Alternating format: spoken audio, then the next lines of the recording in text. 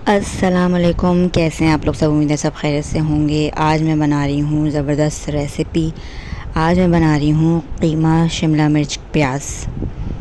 कीमा शिमला मिर्च प्याज ये जो रेसिपी है ये बहुत ही ज़बरदस्त बन के तैयार होती है और आप लोग भी इसको बनाएं और मुझे ज़रूर बताइएगा। और इससे पहले इस चैनल को लाइक और सब्सक्राइब ज़रूर कर लीजिए।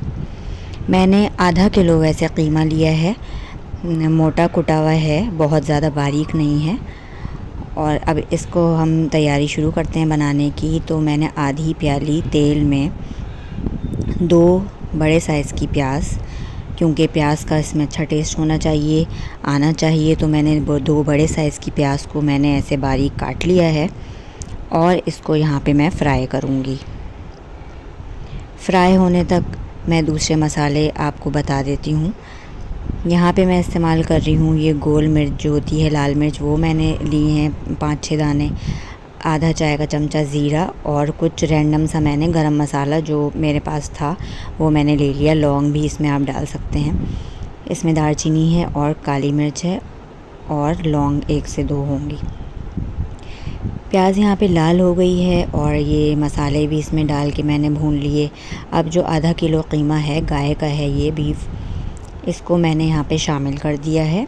इसका चेंज होने तक कलर हम इसको फ्राई करेंगे। और मैंने भर के 1 टेबल स्पून अदरक लहसुन का पेस्ट शामिल किया है।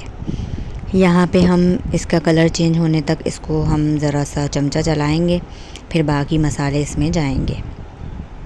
मसालों में यहाँ मैं आपको बताती चलूँ, मैंने हल्दी ली है 1 चाय का चमचा, लाल मिर्च ली है हस्बे ज़ायक़ा, ज़ीरा पाउडर लिया है 1 चाय का चमचा और धनिया पाउडर लिया है 1 चाय का चमचा। सब ज़रा अच्छे भर के चाय के चमचे मैंने लिए हैं।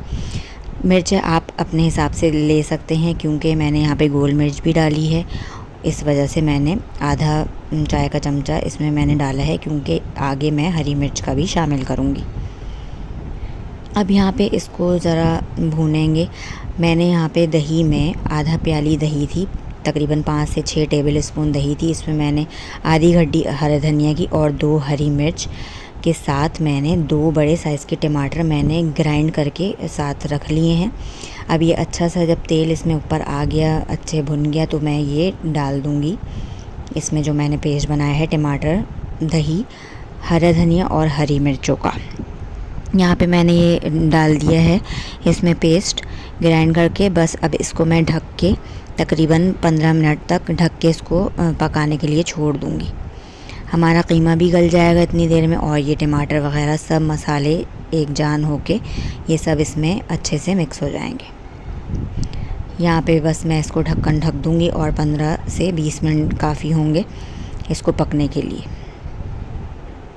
यहाँ पे अब मैं ढक्कन उठा के देख रही हूँ, अच्छा सा ये इसमें टमाटर भी गल गए हैं और कीमा भी हमारा गल गया है। अच्छा, मैंने थोड़ा सा आधा गिलास पानी भी इसमें शामिल किया था ढक्कन ढकने से पहले।